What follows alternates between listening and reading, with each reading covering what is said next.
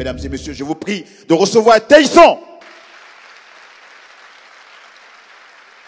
Quand nous étions élèves, l'école était une institution avec des règles de conduite. Et la première règle d'une école digne de ce nom était la discipline. On ne badinait pas avec la discipline parce que la discipline ne se marchande pas. Nul ne pouvait s'en départir. Et la repartir de l'insolence était le fouet, les piloris et le supplice des genoux sur cailloux. Parfois, l'institutrice inspirée tirait les oreilles du cancre bleu avant de les percer avec ses ongles de tigresse. Quand j'étais élève, le maître était craint parce qu'il avait du grand et de l'autorité. On ne regardait pas un maître dans les yeux.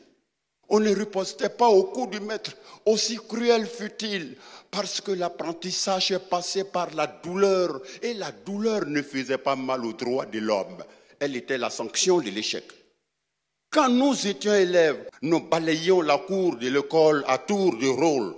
Nous plantions et arrosions les arbres.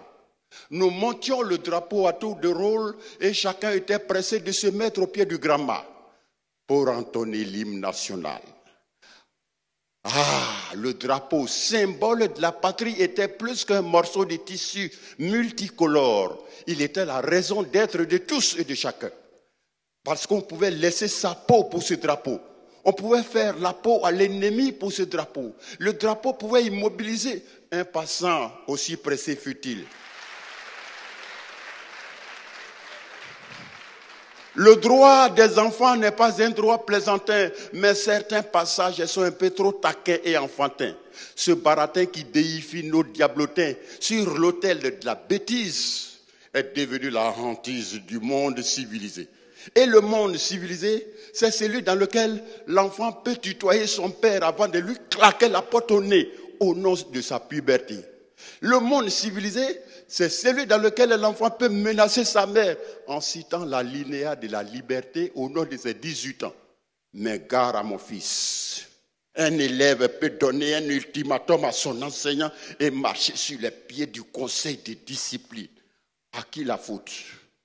La faute nous incombe tous. La problématique de notre école pose une réelle colle. Malgré le pactole des années folles, nous sommes toujours dans la camisole.